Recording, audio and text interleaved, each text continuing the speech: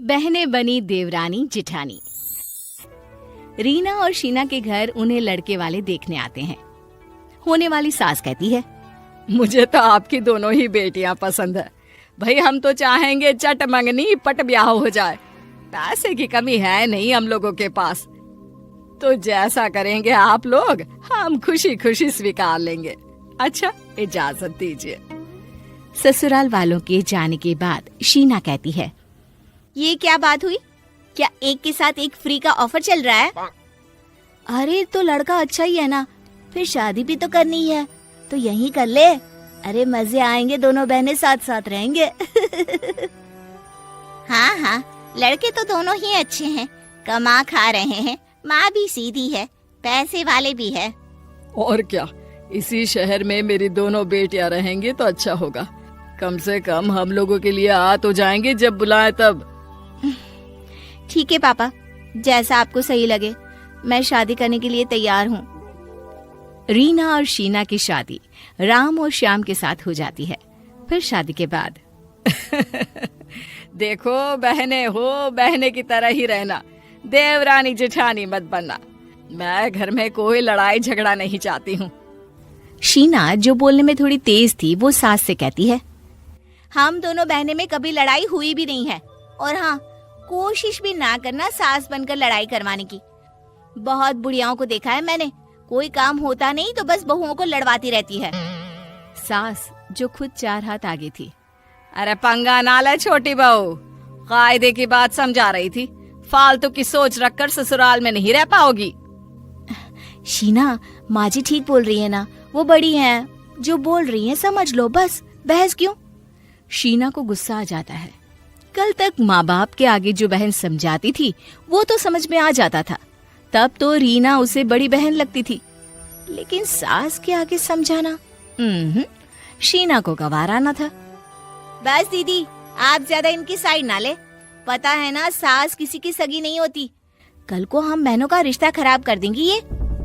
रीना को शीना पर गुस्सा आ जाता है और वो उसे डांट कर अंदर भेज देती है।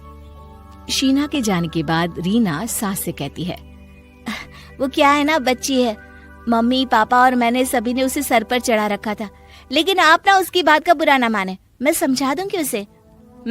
समझा देना, कायदे से रहेगी तो फायदे में रहेगी। बिना बात के लड़ना ना मुझे आता है ना मैं चाहती हूँ। शाम को, दीदी मैंने इडली बनाई है, आइए खाते हैं। जीजू को भी बुला लो ना, मेरे कमरे में आ जाओ, मैंने वहीं लगा दिया है। और मैं क्या नहीं खाऊंगी? शीना को सास पर गुस्सा तो था ही। हाँ हाँ, क्यों नहीं खाएंगी, आप तो पहले खाएंगी। रख दिया है आपके लिए मैंने डाइनिंग टेबल पर, खा लीजिए जाकर। चारों कमरे में खाने चले जाते हैं और सास बाहर अकेली बैठी होती है। एक रोज फिर, दीदी मैंने 4 टिकट करवाई है फिल्म की, जीजू को बोल देना शाम को जल्दी आ जाए, और हाँ, खाना भी चारों बाहर ही खाएंगे। सास वहीं खड़ी होती है।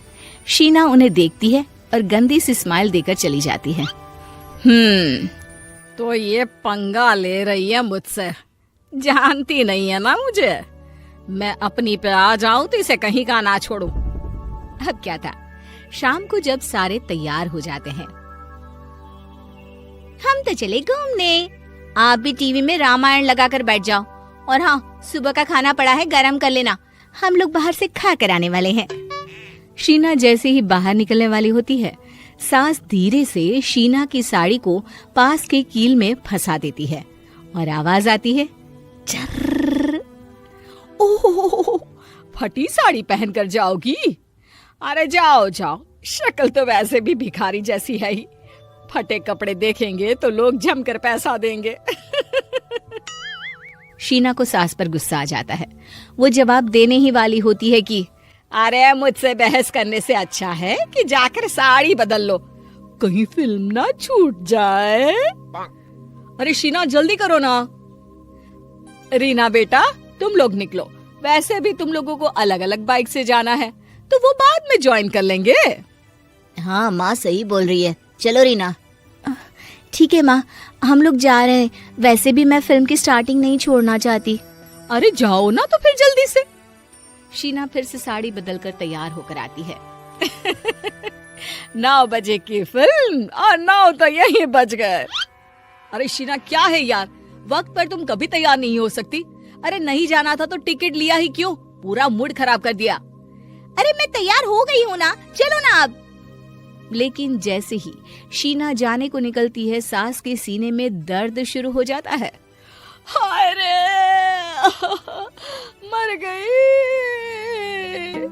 अरे माँ क्या हुआ, क्या हुआ आपको? अरे दर्द हो रहा है सीने में बहुत जोर से बेटा, कुछ कर। मैं डॉक्टर को फोन करता हूँ, वो आ जाएंगे तो अच्छे से चेकअप भी हो जाएगा तुम्हारा। अरे नहीं नहीं बेटा, वक्त लग जाएगा, तू बहू को लेकर जा जा बेटा। हाँ माँ सही तो बोल रही हैं, चलो ना जल्दी वरना फिल्म छूट जाएगी। ये सुनते ही शीना का पति जोर से शीना पर चिल्ला उठता है। पागल हो गई हो, समझ में नहीं आता या दिख नहीं रहा? मेरी माँ की तबीयत बिगड़ रही है और मैं माँ को छोड़कर पिक्चर देखूं? वाह जी वाह, जाओ जाकर खाना बनाओ, मैं डॉक्टर को बुलाता हूँ। बेटा जैसे ही बाहर जाता है, जाओ जाओ खाना बनाओ, और हाँ सिर्फ मेरे और मेरे बेटे के लिए ही बनाना। तू तो वो सुबह का जो खाना बचा है ना, उसी को गर्म कर लेना। शीना समझ जाती है कि ये सारी सास की चाल थी। शर्म नहीं आती बेटी को परेशान करते?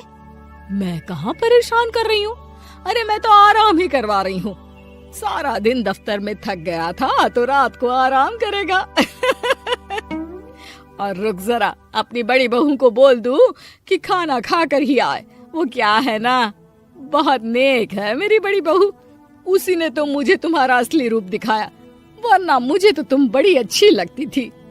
शीना को अब रीना पर भी गुस्सा आने लगता है, और जैसे ही रीना पति के साथ घर आती है, शीना का गुस्सा बहन पर फूट पड़ता है।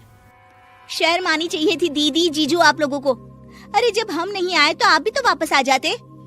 अरे लेकिन पैसे बर्बाद हो जाते उसका क्या, तूने ही तो किया था ना सारा अरेंजमेंट। शीना को समझ में नहीं आता कि वो सबके सामने क्या बोली जा रही है। वो तो मैं इस बुढ़िया को सबक सिखाने के लिए कर रही थी, लेकिन ये तो झूठी गेम खेल गई मेरे साथ।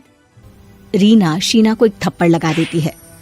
शीना, ऐसी भाषा बोलकर तुम मम्मी पापा का अपमान कर रही हो, और कोई सास से ऐसे बात करता है क्या? मुझे नहीं पता था शीना कि तुम इतनी गंदी हो। सभी शीना से नाराज होकर चले जाते हैं।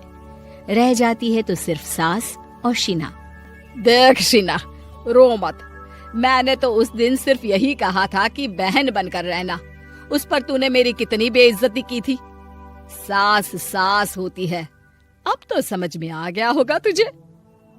शीना सास से माफी मांगती है और फिर अच्छे से रहना शुरू कर देती है। ये कहानी आपको कैसी लगी? कमेंट करके बताइए। और हाँ, यदि आप हमारे चैनल पर नए आए हैं तो हमारे चैनल को सब्सक्राइब करें। साथ ही इस बेल आइकॉन को जरूर प्रेस करें। जिन दोस्तों ने हमें पहले से सब्सक्राइब कर लिया है, उनका बहुत बहुत धन्यवाद।